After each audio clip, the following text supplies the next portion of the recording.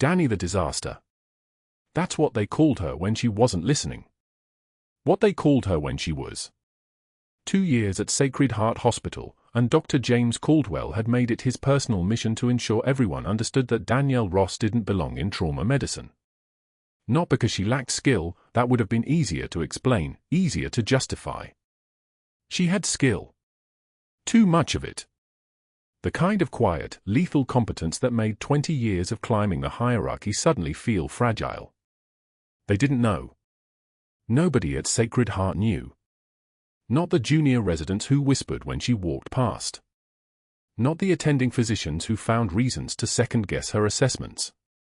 Not Dr. Caldwell himself, standing at the nurse's station at 6:08 a.m. with his coffee cooling in his hand, watching her move through the trauma bay with the fluid precision of someone who had done this before in places the fluorescent lights of San Diego could never illuminate.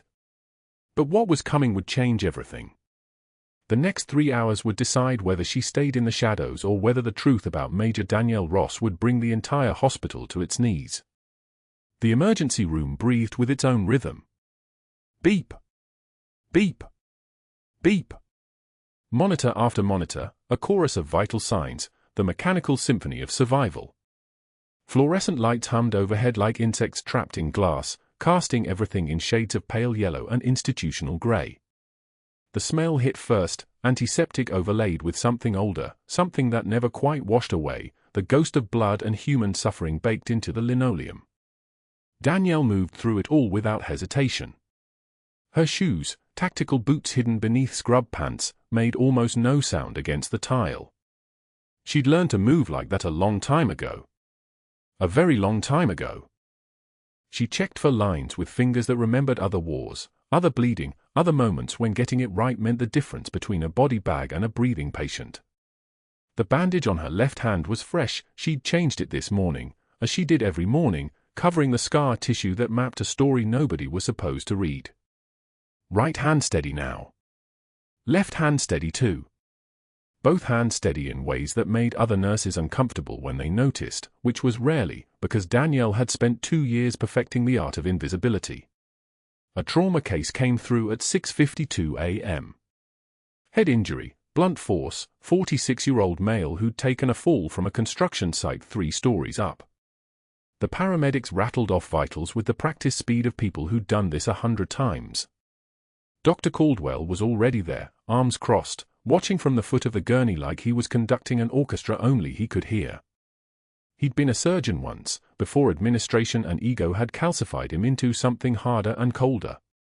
Danielle moved to the bedside, running her fingers across the patient's scalp, feeling for the fracture line, assessing the severity of swelling, checking pupil response with the practiced efficiency of muscle memory. The patient's right eye was blown wide. The left eye sluggish. That asymmetry meant something. That meant everything. Need a CT stat, she said quietly. Not a question. A statement of fact delivered in a voice that had learned to speak with certainty in places where uncertainty got people killed. Dr. Caldwell didn't look up from his chart. 2-hour wait in imaging. We'll reassess after the physical exam is complete. Danielle stood very still. The room didn't know it was happening, but something had just shifted. The air pressure changed. Not dramatically. Just enough that if you were paying attention, really paying attention, you'd feel the difference between before and after. Right pupil fixed and dilated, she said. Left pupil sluggish. That's blown, asymmetric response. He's got an epidural bleed, probably acute. Her voice remained soft. Conversational, almost. 2 hours is too long. He'll code in 90 minutes if we wait. Dr. Caldwell's head came up slowly. His eyes found her, really found her, like he was seeing her for the first time, or perhaps the way a predator evaluates prey that's just made a noise it shouldn't have made. Behind him, 2 residents and a medical student had gone very still. The monitors kept beeping. The ventilator in the next bay wheezed its mechanical breath. Nobody else in the emergency room seemed to notice that a nurse had just told an attending physician he was wrong. We follow protocol, Ms. Ross, Caldwell said. His voice had the texture of something expensive and cutting, like a knife drawn slowly through silk. The CT schedule exists for a reason. We don't expedite scans because of hunches. It's not a hunch. Danielle's eye stayed on the patient. Professional. Competent. Showing nothing of the tremor that wanted to start in her chest, the ghost of every argument she'd had with surgeons who were more concerned with hierarchy than with breathing. Blown pupil, asymmetric response, falling level of consciousness. That's the Cushing triad. That's not a hunch. That's data. The silence that followed had weight. The kind of silence that presses down on you, that makes you aware of every breath in and out. Caldwell's jaw clenched. She watched it happen, the muscles tightening beneath his skin, the way his hand curled slightly, the subtle compression of rage trying very hard to fit inside a professional facade. Around them, the emergency room had noticed. Of course it had noticed. The junior residents were suddenly very interested in their clipboards. The medical student had found something urgent to study on her phone. Caldwell set down his pen with deliberate slowness. "Let's get that CT," he said to the tech, his voice smooth now, which somehow made it worse. "Expedite it. Since we have such an expert in diagnostic imaging working the floor today." The words were coated in something toxic. Danielle felt them land, felt them, absorbed them, and kept moving. She turned to adjust the fall line, checking the flow rate, her movements precise and unhurried. In her other life, she'd learned that the moment you showed you'd been hit was the moment they knew they had power over you. So she didn't show. She never showed. Her hand brushed the fabric of her scrub top, and beneath it, she felt the familiar weight. The single dog tag on the broken chain, resting against her sternum. Cold against warm skin. A reminder of the person she used to be. The person she'd promised to keep being, even if nobody here would ever understand what that meant. The CT was rushed. Epidural bleed, acute, exactly where Danielle said it would be. Surgical intervention prevented a code. Another patient saved. Another statistic in her 2 years of quiet competence at Sacred Heart.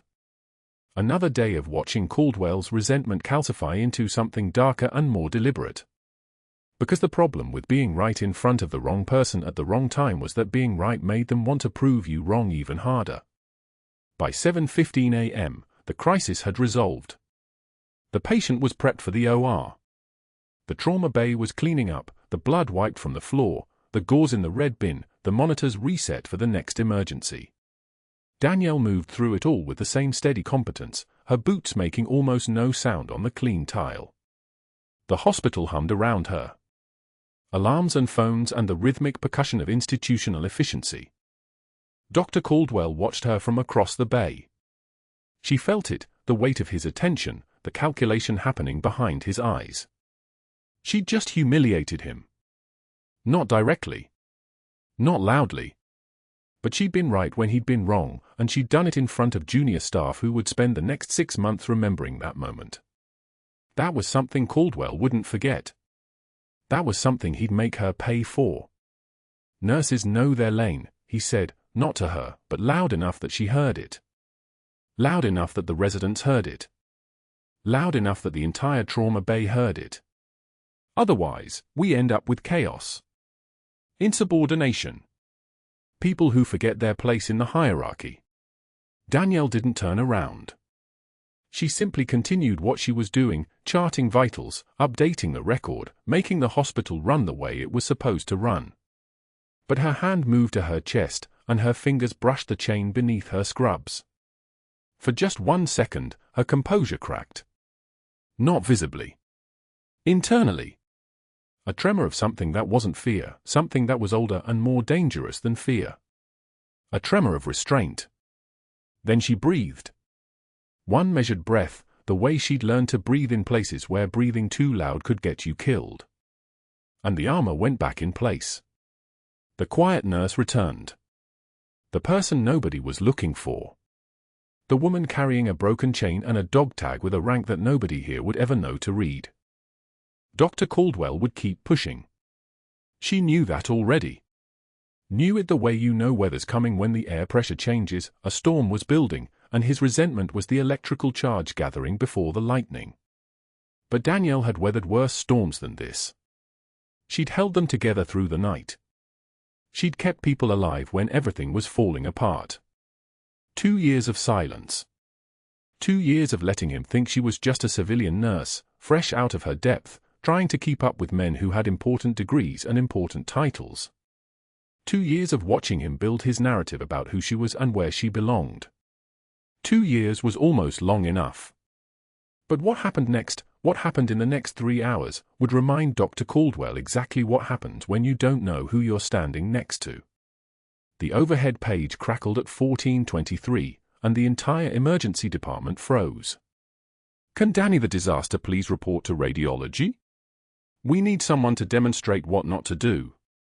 The voice was Dr. Caldwell's, smooth as poison, amplified through every speaker on the floor. Every head on the ER turned in unison. A resident's pen stopped mid-signature. A nurse loading medications into the crash cart looked up, then quickly away. The nickname hung in the air like antiseptic, sharp, stinging, impossible to ignore. Danielle's hand paused on the medication cart in front of her. One measured breath expanded her chest. She didn't look up. She didn't acknowledge the gazes landing on her like spotlights. She simply continued pulling pre-filled syringes, moving with the same methodical precision she'd used for 2 years at Sacred Heart, before the questions, before the challenge to Caldwell's judgment, before she'd made the mistake of being right when he needed her to be wrong. The fluorescent lights overhead buzzed their constant electronic hum.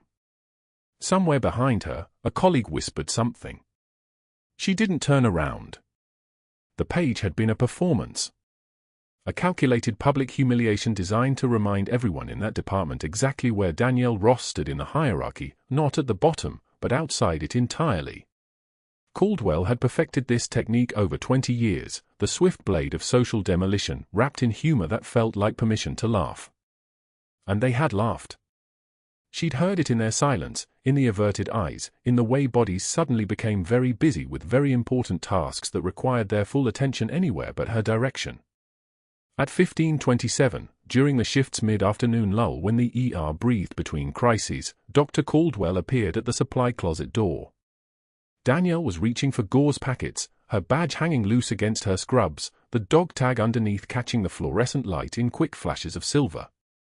Caldwell stepped inside and closed the door behind him, blocking it with his body, not threatening, not yet, just present.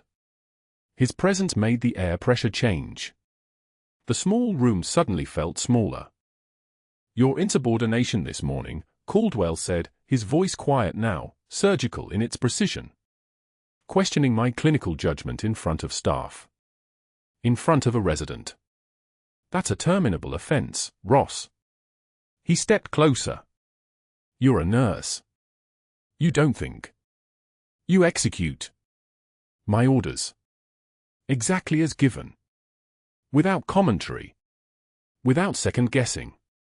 Without playing doctor in a room full of people who know better than you do. Do you understand, or do I need to use smaller words?" Danielle met his eyes. She didn't look away. The trembling wasn't fear, it was restraint, every muscle in her jaw locked down tight, her hand steady at her sides. One tear traced her cheek in a single slow line, but when she raised her hand to wipe it, she never broke eye contact with him. Her voice came out level, measured, each word a stone placed deliberately. "If protecting patients makes me unfit," she said, "then I've misunderstood medicine entirely." Caldwell's face flushed a deep crimson.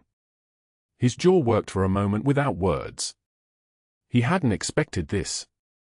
He'd expected contrition, maybe anger, the kind of emotional reaction he could diagnose as instability, more ammunition for the file he was quietly building.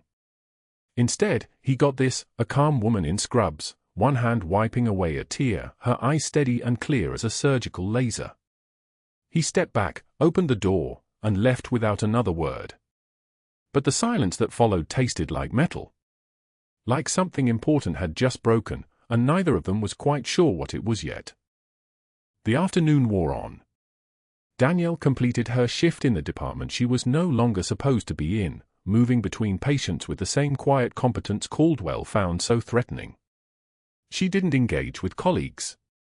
She didn't eat lunch. She simply worked, her hand steady, her attention absolute, her presence a small steady flame in the chaos of the emergency room. Other nurses noticed. They always noticed. The way she moved through a crisis like water, finding its level, anticipating need before it was asked, positioning herself where she was needed before she was called. Caldwell noticed too. It made him angrier. At 18:15, during shift change in the parking lot under sodium vapor lights that turned everything the color of old brass, Dr. Caldwell found her again. She was loading her bag into her car, one of perhaps 15 nurses heading home after day shift. Caldwell was still in scrubs, his white coat draped over one arm like a weapon he'd decided not to use, not yet. Effective immediately, he announced, loud enough that departing nurses paused, turned, listened without appearing to listen. His voice had a bell quality to it, the kind that carries. You're reassigned from trauma to medical surgical floors.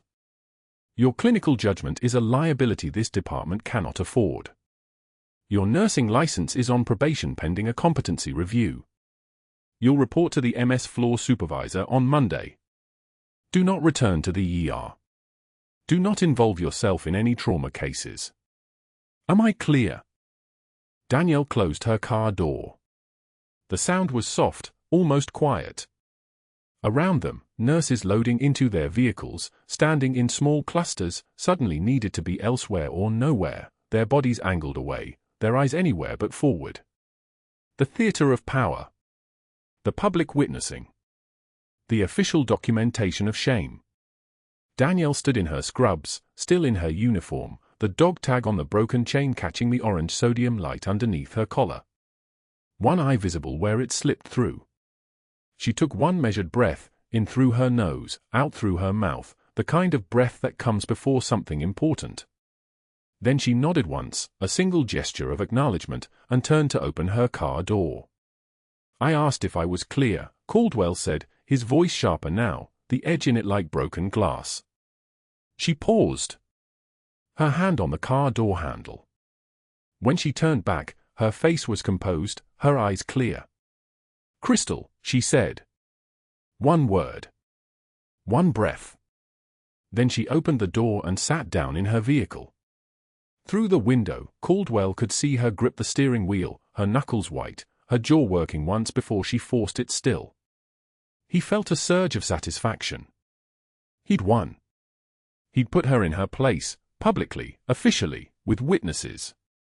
He'd documented her failures in that supply closet and in that parking lot and on that overhead page that would echo through the department for weeks.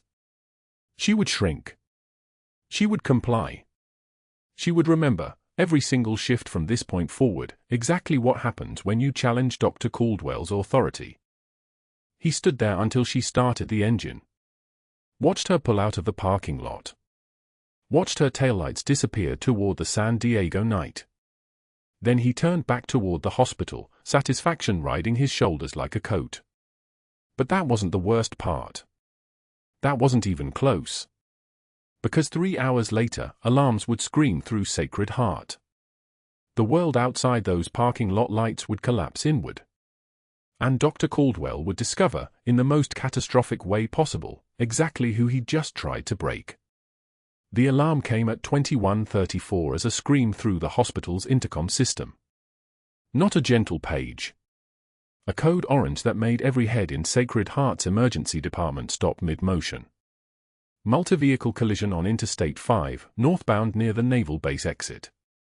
8 critical, 3 expectant, military transport vehicle involved. ETA for minutes.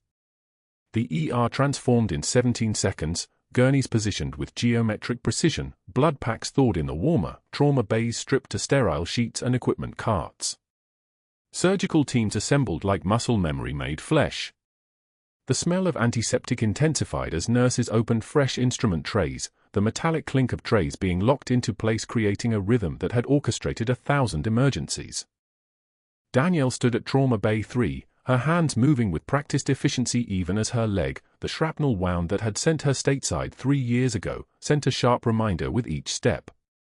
She'd learned to walk through pain. Pain was information. She catalogued it and continued. The cardiac monitor waited. The defibrillator pads lay on the crash cart like playing cards. For Stan stood at attention. Everything in its place because chaos required structure, and structure required that every person in this room understood their part before the music started. The first stretcher came through the ambulance bay at 21:38. The Delta Force colonel lay on it like a broken instrument, his body threaded with trauma tape and urgent motion. One look told her the story: sucking chest wound on the left side, pneumothorax compressing his lung, blood loss already painting his uniform a deeper shade. The medics called out vitals in the clipped language of people counting down to nothing, BP 82/50 and dropping. Oxygen saturation 68. Heart rate 138. We're looking at 3 minutes before cardiac arrest if we can't stabilize the pneumothorax. Dr. Caldwell was already moving, stepping into the trauma bay with his scalpel in hand like a conductor claiming his podium. His face held that familiar expression of absolute certainty, the look he wore every time he walked into a room, as if the universe adjusted itself to accommodate his presence. 23 years of surgical authority had taught him that confidence was half the battle. He raised the scalpel toward the colonel's chest, positioned his hand at what should have been the second intercostal space, mid-clavicular line. The landmark where the needle goes in, where the trapped air escapes, where a man either starts breathing again or doesn't. But something was wrong. His fingers hesitated, not visibly, just a fragment of a second where the hand that had performed thousands of procedures lost its certainty. The colonel's landmarks were obscured by swelling, by tape, by the angle of his body on the stretcher. The skin was slick with blood and sweat. Caldwell's jaw tightened. He adjusted. He adjusted again. The monitor showed the colonel's oxygen saturation dropping, 68, 65, 61. The alarm began its electronic wail, a sound like a trapped animal that fills the entire room with its urgency. "Doctor," one of the nurses prompted, her voice careful. Not a question. An opening. Caldwell didn't move. His hand hovered 2 inches above the colonel's chest, the scalpel catching the fluorescent light, and in that frozen moment everyone in the trauma bay understood what was happening. The great Dr. Caldwell had encountered the edge of his own actual capability, and the edge was sharp and unforgiving. Danielle's hands moved before her brain caught up. Muscle memory took over, the kind of memory that lived in tendons and neurons, encoded by 18 hours of holding Sanjin Phi base together while rounds came in from 3 directions and medics worked on soldiers who wouldn't survive no matter what you did. She crossed the line from observer into the trauma bay in 3 steps, her limp barely visible as adrenaline overrode pain. A soldier stood beside the stretcher still wearing part of his tactical vest, a field pack attached to the webbing. Danielle reached into the pack and pulled an MRE, a meal ready to eat, tore the outer packaging away with her teeth, and retrieved the plastic inner packaging with movements so economical they looked like a single motion. Her voice was steady. "Gauze. For by 4. The nurse handed it to her before the request fully left her mouth. Danielle cleaned the wound site with 2 precise strokes, revealing the edges of the hole in the colonel's chest, a sucking wound, still moving with each desperate breath like a mouth trying to speak but unable to form words. The plastic inner packaging went directly over it, and her hands taped 3 sides with medical tape pulled from the nearby tray. One side left unsealed. A one-way valve. Air could escape but couldn't return. A technique taught to combat medics in exactly these situations, in exactly these moments, when a man needed to breathe or die in the next 60 seconds. "Monitor," she said, and the team's collective attention shifted to the numbers scrolling across the screen. 61. 65. 70. 73. 78. The colonel's color changed from the blue-gray of hypoxia to something closer to human. His chest rose and fell with less strain. The desperate tightness in his face eased by degrees. His oxygen saturation climbed to 82, then 85, then settled at 88, alive territory. The kind of territory where a thoracic surgeon could walk in and finish what needed finishing. The glass walls of the trauma bay framed the moment perfectly. 20 staff members stood on the other side of those windows: nurses, residents, attending physicians, orderlies, respiratory technicians. All of them watching a civilian trauma nurse do in 30 seconds what a surgeon with 23 years of authority could not do in 3 minutes. The surgical team arrived at that moment, exactly as planned, and the thoracic surgeon, a woman named Chen with the presence of someone who'd trained on far worse battlefields than this, stepped in without missing a beat. She nodded at Danielle, then took over the case with the confidence of someone stepping into a room where the worst had already been managed. Danielle stepped back. Standard protocol. The trauma bay had its hierarchy and its rhythm, and the thoracic surgeon owned both now. The colonel's vitals stabilized. His color normalized. The machines around him began their measured monitoring, keeping count of heartbeats and oxygen saturation like monks keeping count of prayers. He would live. By any clinical measure, by any reasonable interpretation of the word, the man would live. Danielle moved out of the way and stood against the wall of the trauma bay, her hands finally beginning to shake now that the work was done, the trembling not from fear but from the release of adrenaline, the body understanding that crisis had passed and now it could mourn the cost. Dr. Caldwell stood 3 feet away, his scalpel still in his hand like a prop in a play where he'd suddenly forgotten all his lines. His face cycled through colors the way a traffic light cycles through red and yellow and green. White first, the white of a man watching his entire internal understanding of the hierarchy crack open. Then red, a flush that started at his neck and spread upward like wildfire crossing dry grass. His hands lowered. The scalpel was still in his grip, but it hung at his side now like a weapon he no longer knew how to use. Within 30 minutes, as the colonel stabilized and was wheeled toward the operating suite, Dr. Caldwell made 4 phone calls. Danielle heard about them through the hospital's invisible network, the way information travels through institutions faster than electricity through copper.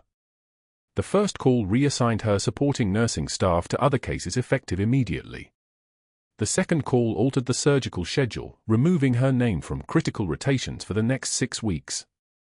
The third and fourth calls went to board members, both conversations documented in what would later be described as detailed notes regarding dangerous improvisation beyond the established scope of nursing practice. By hour 2, Danielle learned from a nervous administrative assistant named Marcus that termination paperwork had been drafted. Patient safety violations.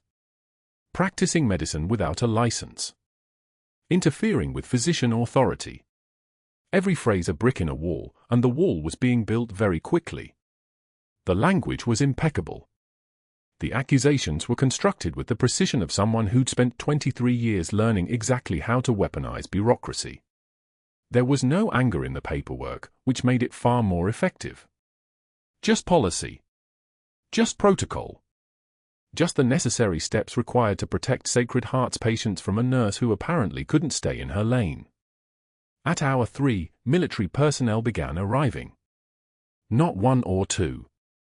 A steady stream of officers in dress uniforms that carried the kind of authority that didn't depend on hospital policy or civilian hierarchy.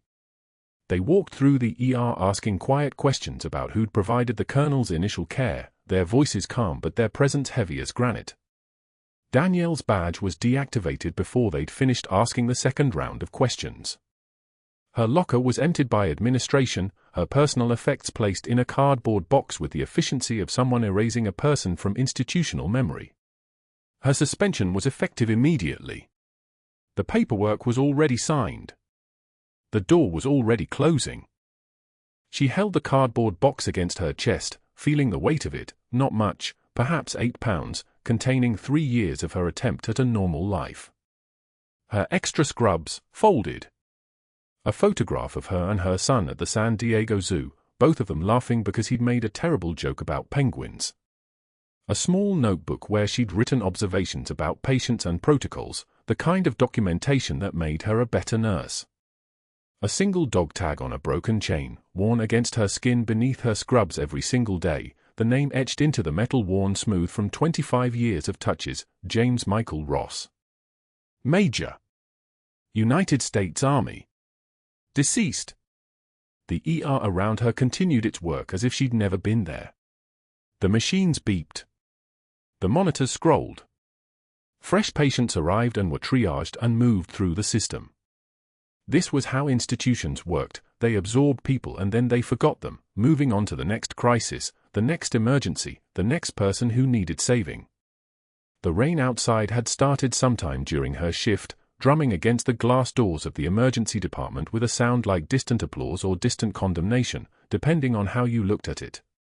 Danielle stood at the threshold between the hospital and the parking lot and held the cardboard box against her ribs, feeling the weight of it settle into her bones. The cardboard box grew heavier with each step toward the parking garage, though it contained only a photograph of her and James from 2015, a coffee mug with a faded Army Medical Corps insignia, and the accumulated debris of 2 years of silence. Her badge, no longer a badge, just a piece of plastic now that security had deactivated it at 1653, sat on top like a tombstone. The rain followed her through the sliding doors, cold Pacific rain that smelled of salt and diesel exhaust from the ambulance bay, drumming against the concrete in a rhythm that felt like judgment. She didn't hear Teresa follow her. The NP simply appeared beside her at the locker bank, where Danielle had already removed the small personal items she'd allowed herself, a photo of James in dress uniform, a challenge coin worn smooth from 18 years of carrying it through 2 wars and 1 unraveling piece. Teresa's voice came quietly, carefully, like someone approaching a wounded animal. "Danielle, that was what you did in there was." Danielle shook her head once. A single gesture that contained everything she could not say without breaking protocol she no longer had to follow. It doesn't matter what it was. It was saving his life. It was protocol violation.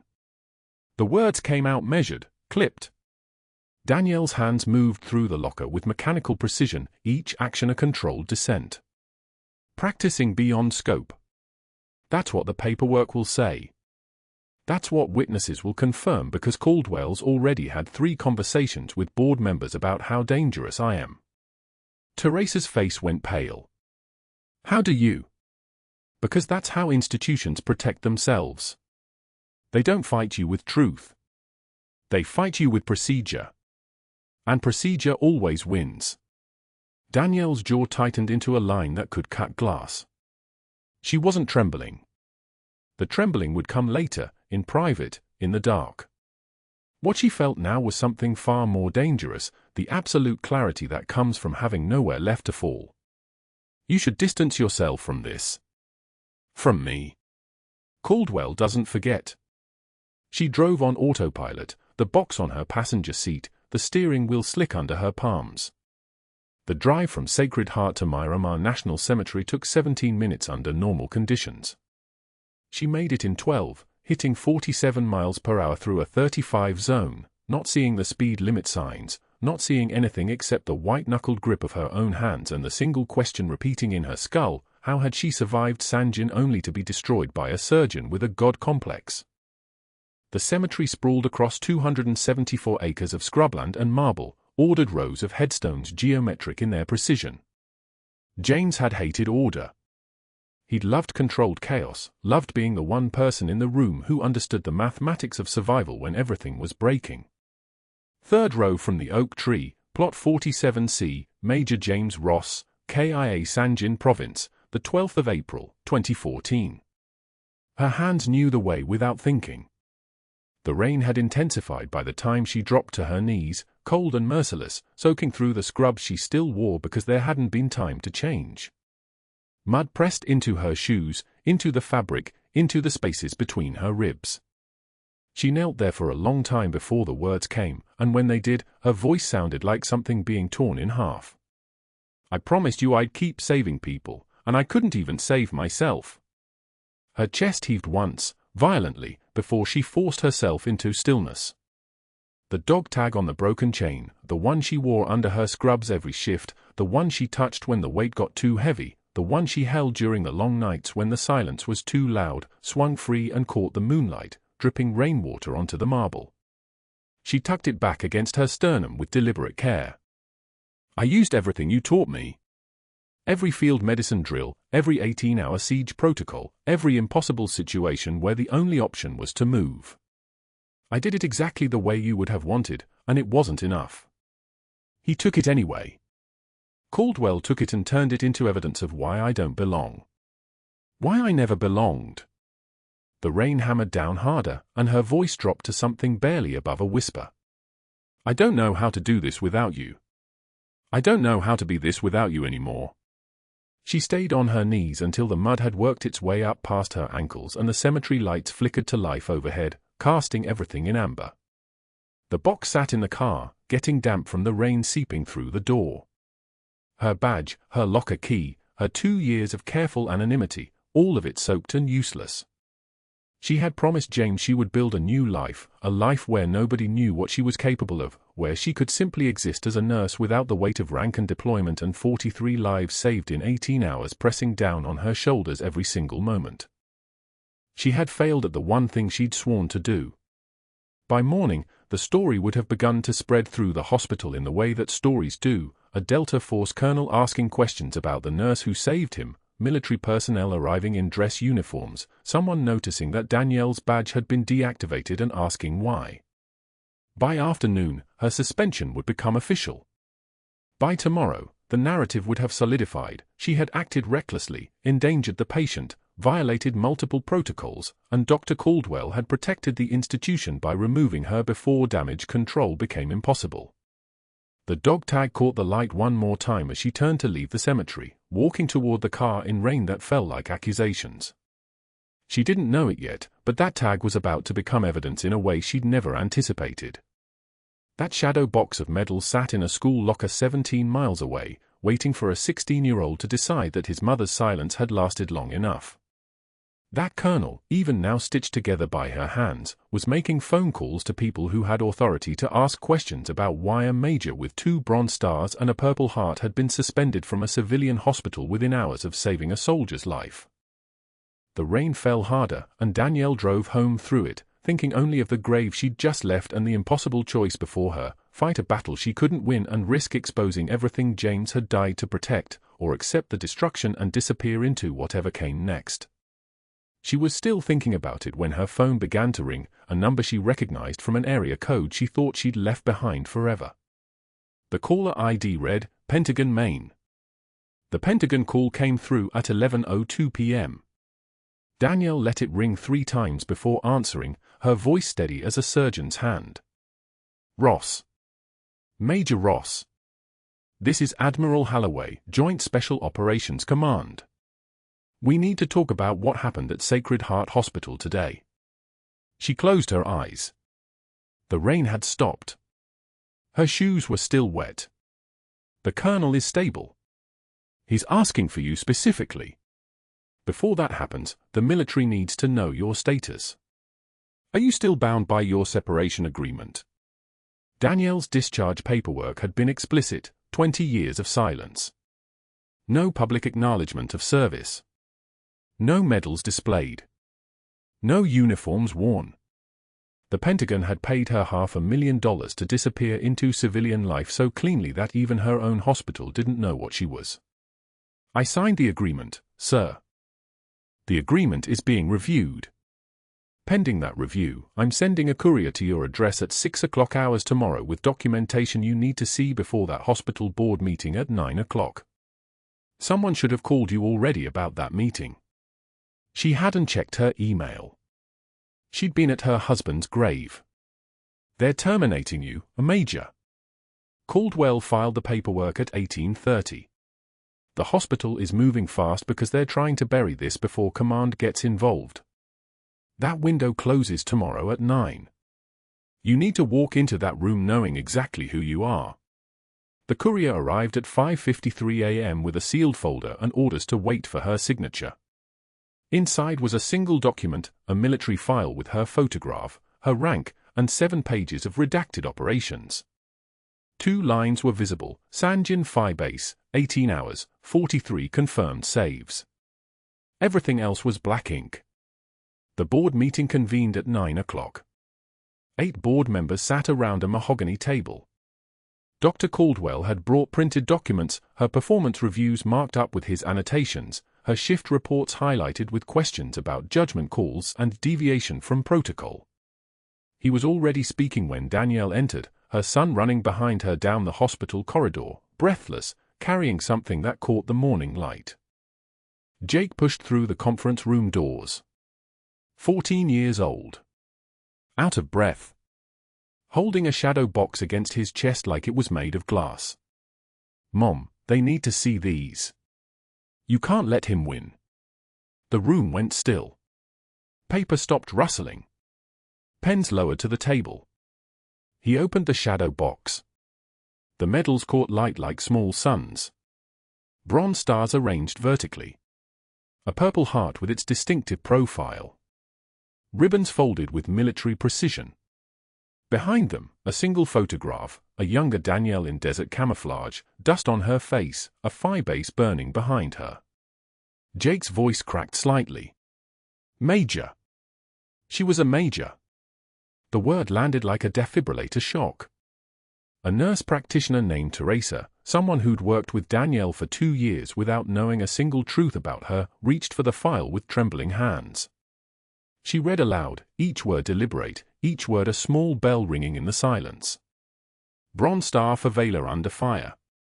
Bronze Star for leadership in hostile conditions. Purple Heart for wounds sustained during combat operations. Her voice stopped. She stared at the page. 2 purple hearts. Dr. Caldwell opened his mouth. No sound came out. The conference room doors opened again. A man in civilian clothes, moving with the terrifying fluid precision of someone who'd survived things most people couldn't imagine. The colonel. Recovered enough to walk, bandages hidden beneath a button-down shirt, one hand resting against his rib cage where an improvised chest seal had kept him breathing long enough to reach an operating room. He looked at Danielle with eyes that had seen everything. Major Ross held Sanjin Phi Base for 18 hours during Operation Mountain Fury, April 2009. I was there. 2nd Battalion, Charlie Platoon. She kept us alive when we should have been dead. 43 personnel extracted. 0 KIA. That number exists because of her. His hand moved to his chest. Including me. A Navy SEAL commander stood from the far end of the table.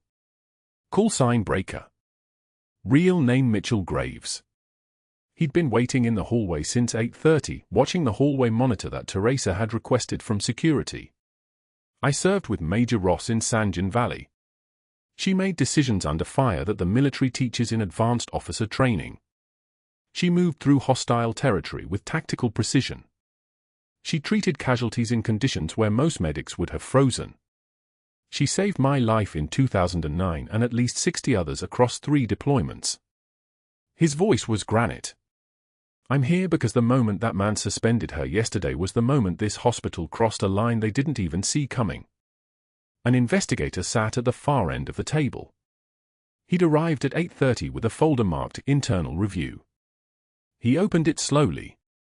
The sound of paper sliding across mahogany was the only noise in the room. Dr. Caldwell, your complaint against Major Ross triggered an audit per hospital policy. That audit revealed concerning patterns dating back 7 years. Caldwell's jaw clenched. Patient imaging delays. Specifically, CT scans ordered on head injury cases were delayed an average of 47 minutes when alternative departments could have processed them in 12. This corresponded with quarterly budget reviews where you received performance bonuses for cost reduction in imaging services. Paper slid again. Surgical schedule alterations. You restructured the trauma surgery rotation to maximize your personal caseload while claiming efficiency improvements. During quarters when your bonus was tied to case volume, your cases increased by 31%. During quarters when bonuses were flat, your cases decreased by 28%. Dr. Caldwell's hand moved toward the table edge. Falsified medication order timestamps. Critical medications documented as administered at times when, according to nursing logs and pharmacy records, they were not yet available for distribution. 6 instances. All on cases where you needed to demonstrate faster response times to justify budget increases. The investigator closed the folder.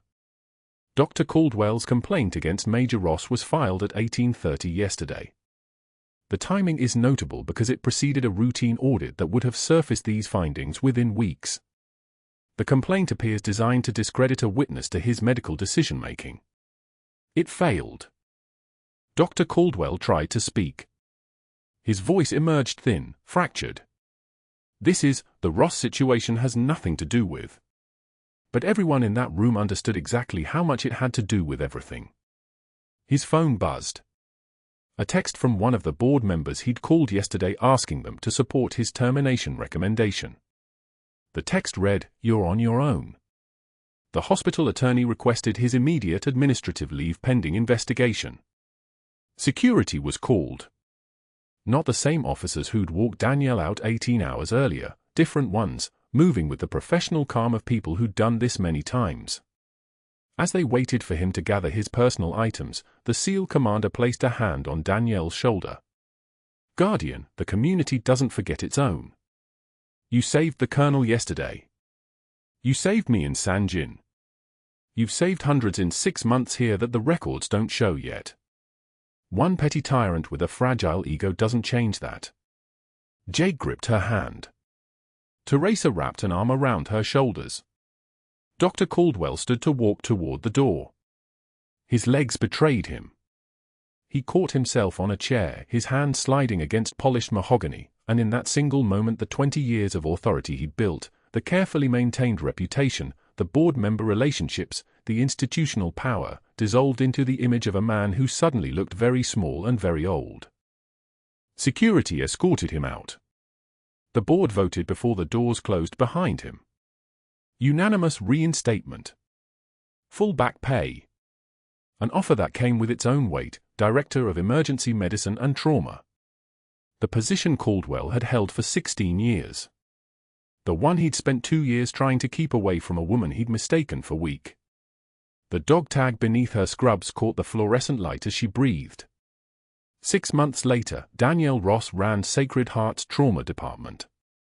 The tag was no longer hidden, it hung openly over her scrubs, visible every time she moved through the ER, every time she saved a life. She'd implemented new protocols, immediate imaging for head injuries, mandatory peer review on treatment delays, a system that made retaliation nearly impossible because transparency had become the operating principle. At 23:27 on a Friday night, she was reviewing patient charts when she saw him through the window. Dr. Caldwell in a security guard uniform, making his rounds of the hospital he once controlled. The name tag read, "C. Caldwell, Night Security." He avoided her eyes as he checked the locked medication cabinet. The state medical board had suspended his license. The hospital offered security work as an alternative to immediate termination. He'd taken it because pride doesn't pay rent. Danielle didn't gloat. She nodded once, the same professional acknowledgement she gave every staff member, because the victory wasn't in his fall. It was in the 16 lives she'd saved in 6 months that might have been lost under his protocols. It was in Jake, visiting her office during rounds, now volunteering as a junior EMT while she showed him the new training program for combat medics transitioning to civilian nursing. The dog tag caught the light as she moved. Sometimes the bravest warriors carry stethoscopes, not guns. If you've ever been underestimated by someone who didn't know your full story, share this with someone who needs to hear it. Subscribe to watch more stories of quiet strength and unexpected power. Comment below, have you ever witnessed someone's silence hide a lifetime of courage?